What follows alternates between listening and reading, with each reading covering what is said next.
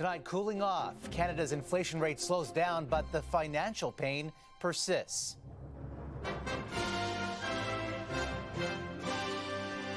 We're not really feeling any difference at this point. Back in the target range overall, but housing costs are still running high. I don't know if I can still pay my other bills.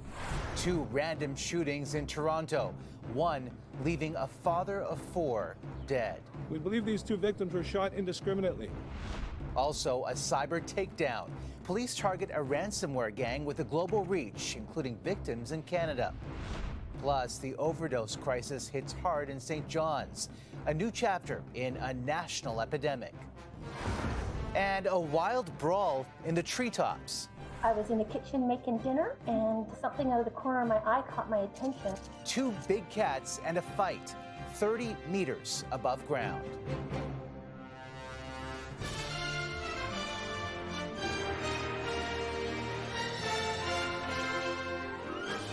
CTV National News with Omar Sachedina. Good evening, everyone. We begin tonight with some good news about the state of Canada's economy and what it could mean for your mortgage payments. Today's better-than-expected inflation data is unlikely to prompt a cut at the Bank of Canada's next rate announcement in a couple of weeks, but economists believe it does increase the odds for an interest rate reduction in June. CTV's Sarah Plowman leads us off with the surprising data and the financial fact-check. The cost to fill a grocery cart is still climbing, but not as quickly. They're not going up as fast, but they still went up, right? Inflation rose 2.9% in January. That's less than the 3.4% hike in December. It puts inflation back within the Bank of Canada's target range. The bank wants to see a 1% to 3% inflation rate. They're obviously aiming for 2%. But this is very good news. The price of gas and airfare went down. Groceries still went up. Vegetables and fruits are a little bit too volatile to my liking, but still everything else at the grocery store, prices are stabilizing. In the aisles, the cost of meat, dairy, bakery products, and fresh fruit increased, while soup, bacon, and shrimp dropped. Things are easing within the supply chain, and so consumers are starting to benefit. But shoppers still feel squeezed. We're not really feeling any difference at this point in time. One of the major drivers of inflation is the cost of mortgages and housing. Very big increases in rent. This is again being driven by high interest rates. High interest rates drive higher costs for landlords, and they push those costs down to tenants. And renters feel the pain. My other bills is like, I don't know if I can still pay my other bills. One economist points out how rent is at the second highest year-over-year increase we've seen over several years. Omar. All right, Sarah, thank you. And as Sarah mentioned, housing is one of the biggest drivers of inflation.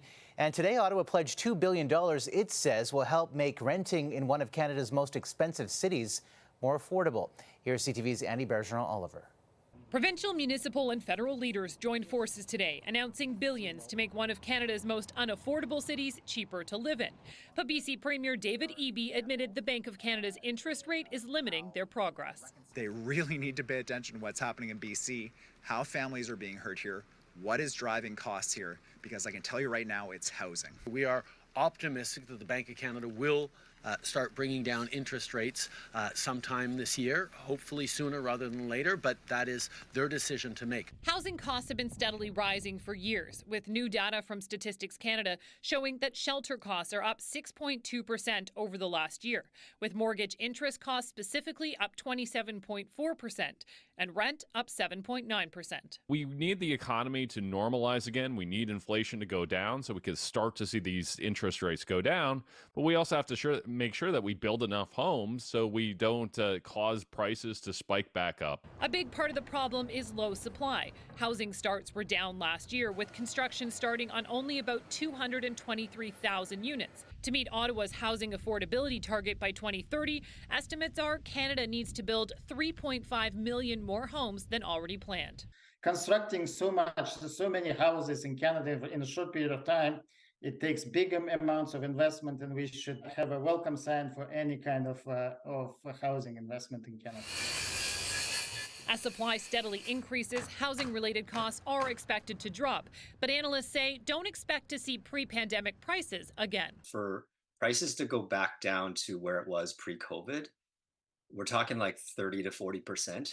And for that to happen, like economic Armageddon needs to happen, like a global economic event. The Bank of Canada will make its next interest rate decision on March 6th, but economists are not predicting a rate cut, Omar, just yet. All right, Annie, thank you. A Toronto community is on edge tonight after two people were shot at the same intersection waiting for a bus less than 24 hours apart. A father of four is dead and a teenager seriously injured. CTV's Janice Golding on the shootings police are describing as completely random. A police command post sits outside this North York Community Centre, a reassuring presence for a neighborhood shaken by gun violence. We believe these two victims were shot indiscriminately. One person is dead, and the other has had their life altered forever. On Friday, a 16-year-old heading to a volleyball game was shot in the face.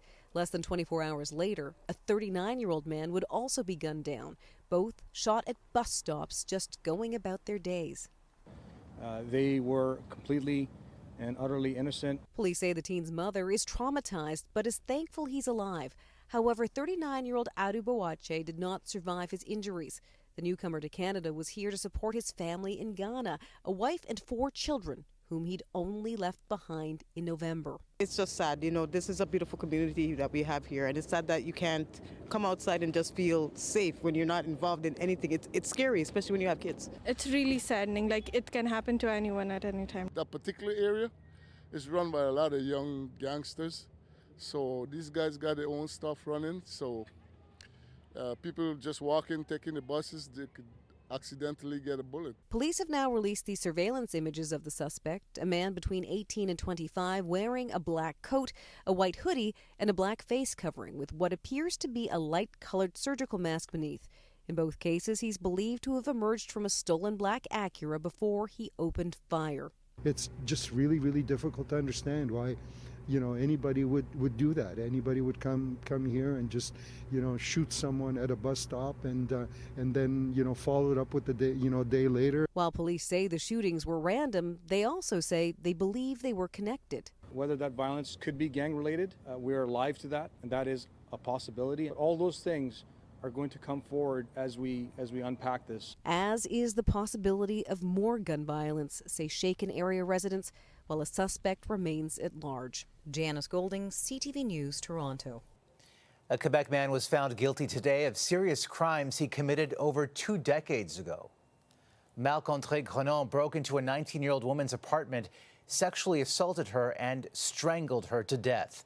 Her mother, overcome with emotion, called the verdict a great relief. Grenon was arrested 2 years ago when DNA on his discarded drinking straws matched the crime scene. He now faces life in prison. And international law enforcement agencies, including here in this country, have cracked a case involving one of the world's most prolific digital gangs. Lockbit has crippled targets globally, and according to the U.S. Department of Justice, collected more than $120 million in ransom payments from 2,000 victims.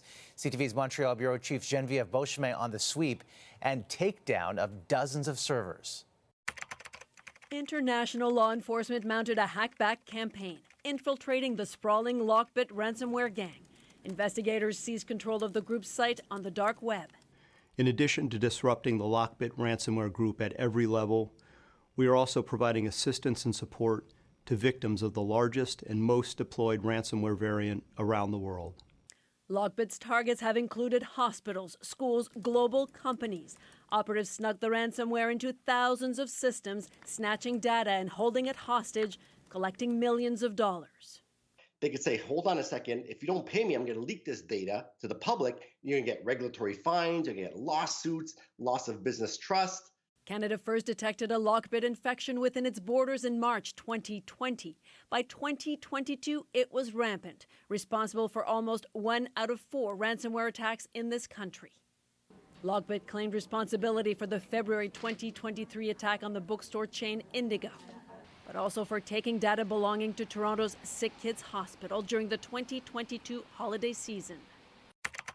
International law enforcement agencies say they have developed a key that could unlock the data belonging to several of Lockbit's victims. They also arrested 2 suspected operatives in Poland and Ukraine, and 2 Russian men have been indicted. There is always a digital trail, and we will find it. But finding that trail is one thing, ending the attacks is quite another. Groups like Lockbit often rebuild, rebrand, and find new ways of holding data for ransom. Omar. All right, Jen, thank you. WikiLeaks founder Julian Assange launched his final British legal battle to avoid trial in one of the largest security breaches in American history. Supporters demanded his release from a London prison as a 2-day hearing began to decide if Assange can avoid extradition to the United States, where he is facing life in prison if convicted on espionage charges after publishing thousands of classified U.S. military documents on his website. U.S. Central Command says Houthi rebels fired 2 anti-ship missiles at an American-owned carrier bound for Yemen. One detonated near the ship, causing only minor damage. But the risk of spiraling violence from the Israel-Hamas war continues to grow, and the world can't agree on how to stop it. CTV's Adrian Gobriel reports. As the flames of this conflict spread even wider, today marked one of Israel's largest military operations in Lebanon in nearly 2 decades. The IDF releasing this footage of multiple airstrikes hitting alleged Hezbollah militant positions and warehouses. Ya Allah, ya Allah. This week, Houthi militants released this video claiming to have shot a U.S. drone out of the sky. As they chant death to America, death to Israel, curse upon the Jews, victory to Islam. Iran-backed Houthi rebels have been expanding their attacks in the Red Sea to include U.S. and U.K. cargo ships. Diplomatic relations are also in troubled waters.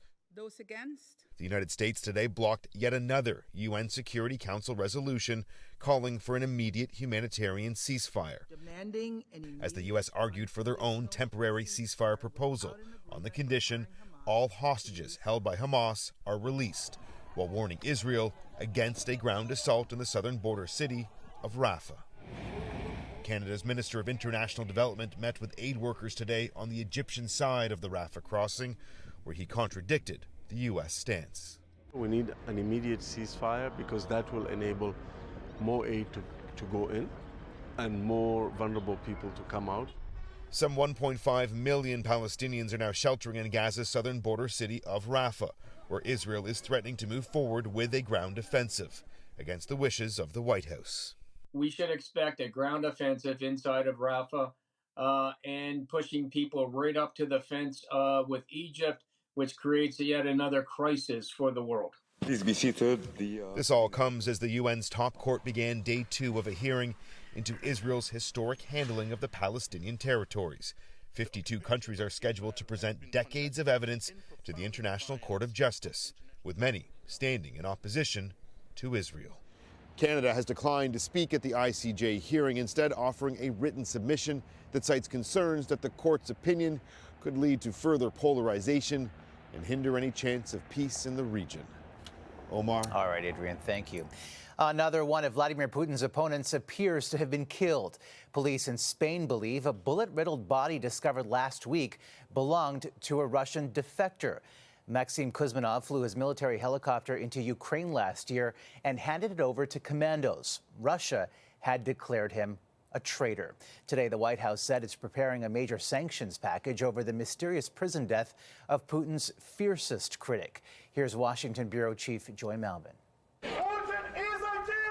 As outrage around the world grows over Alexei Navalny's death, U.S. President Joe Biden promising to punish Russia, targeting the Kremlin's defense industries, starving Moscow's war machine. I told you we'd be announcing sanctions on Russia. We'll have a major package announced on Friday. Biden holds Vladimir Putin responsible for Navalny's killing. Navalny's mother traveling 2,000 miles to the Arctic prison where her son was jailed. In this video, begging and pleading. I'm asking you, Vladimir Putin, give me his body, she cries. Let me see my son. Give him back so I can bury him humanely. Told by the Kremlin Navalny's remains won't be released for at least 2 weeks while they investigate, Navalny's widow Yulia directly accused Putin of poisoning her husband and keeping his body to disguise the cause of death. The best way to punish Putin, including for the death of Navalny, is by actually getting this aid package approved in Congress and for the Europeans to ratchet up their production of weapons to send to Ukraine. The pressure on congressional Republicans who refuse to authorize a military aid package for Ukraine, with Donald Trump leading the charge. President Zelensky on the front lines is running out of ammunition as Russia gained control of a key eastern Ukrainian city, now smoldering in ruins. America's sanctions package Friday marks the second anniversary of Russia's invasion of Ukraine. The European Union and the G7 leaders also considering more sanctions, including targeting individuals linked to Navalny's death. Omar? All right, Joy, thanks. The head of NATO echoed Biden's assertion that the Russian president is to blame for Navalny's death in an interview today on CTV's Power Play with Vashi Kapellos. It just shows the oppressive nature of the Putin regime and how they never accept anyone standing up against Putin. Jens Stoltenberg added that the best way to honor Navalny's memory is to ensure Putin doesn't win in Ukraine. Coming up, an overdose emergency. Toxic drug supply has been growing for several years. Sudden deaths linked to dangerous drugs spur urgent warnings. Plus, a new look for the Oilers this Black History Month.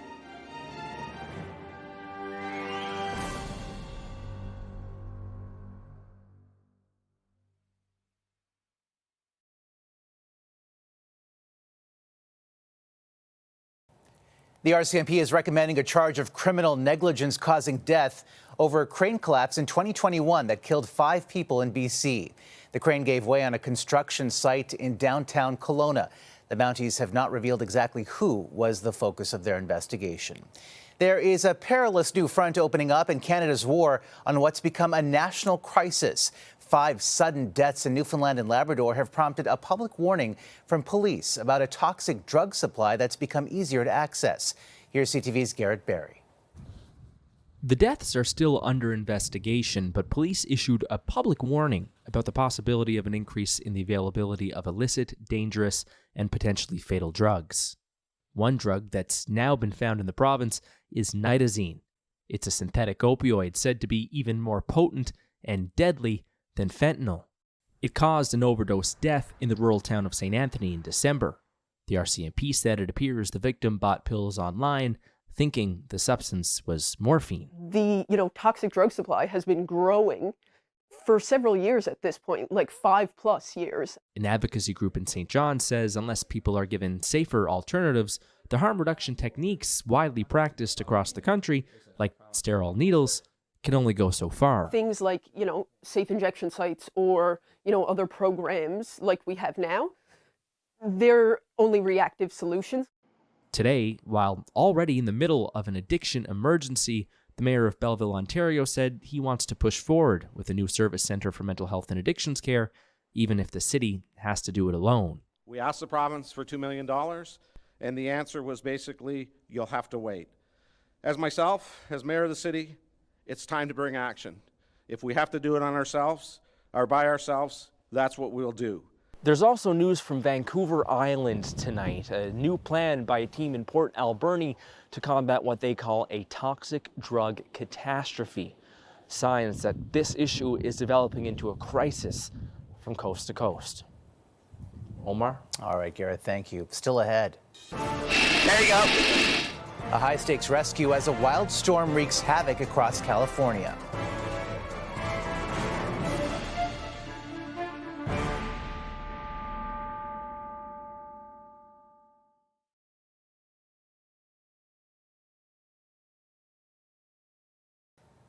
A dramatic rescue to show you from Southern California, where rapidly rising floodwaters put drivers in danger. There you go. Very good. Good. A rescue chopper pulled 5 people stranded in a rushing river to safety. 37 million people are under flood watch as heavy rains continue to lash the state. In Alberta, it's the opposite problem. Dry and warm weather prompting an early start to the wildfire season, which typically begins March 1st. We are declaring an early start to the 2024 wildfire season. Last year, more than 1,000 wildfires burned a record 2.2 million hectares of land in Alberta. And hockey fans in Alberta can soon expect a different look to the Edmonton Oilers logo. I was really grateful to have the Oilers reach out about one of the specialty logos, and so I was able to create one for Black History Month. Artist AJ Loudon says he was inspired by textiles worn in Africa and by the diaspora. My hope is that people felt seen too, that they saw the kente cloth that's as part of the design and recognized those patterns and those motifs, or the Bogolan cloth, or any of the other Ankara elements that you see in a piece, and they say, hey, that's ours, that's from us. The special jerseys make their debut tomorrow night when the Oilers host the Bruins. After the break, a treetop tussle as felines face off.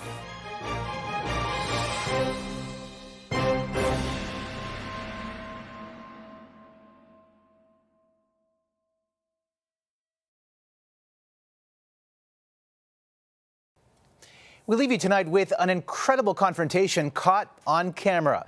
A BC woman is sharing rare footage of a cougar and a bobcat battling it out in the most precarious of places. CTV's BC Bureau Chief Andrew Johnson has the story. Wow.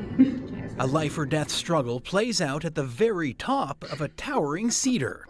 But at first, from Tammy Jordan's kitchen, it was hard to see what was going on. Maybe it was a raccoon? Jordan put making dinner on hold as the family in BC's Fraser Valley broke out the binoculars, and they realized a cougar was working on a meal of its own. It had a bobcat cornered. I never heard the cougar make a noise, but the bobcat was definitely growling and hissing. And a precarious standoff 30 meters in the air, and on paper, a mismatch. If the cougar got any one of its paws on it, it more than likely was a very quick death for that bobcat. Jordan and her family were pulling for the underdog, or in this case, cat. It was sad that I really hope it got away, but it was pretty cool. It was getting dark out, so no one saw how the treetop tussle ended. And based on some of the other brutal BC encounters that have been caught on camera, maybe it's better that way.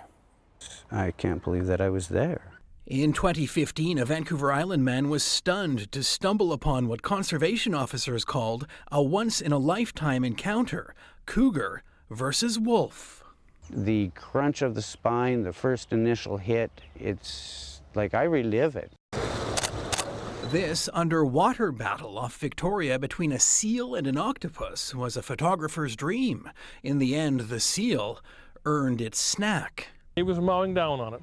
Experts say it's rare to catch a violent encounter in the animal kingdom up close. So if you do, keep your distance and grab your video camera. Andrew Johnson, CTV News, Vancouver.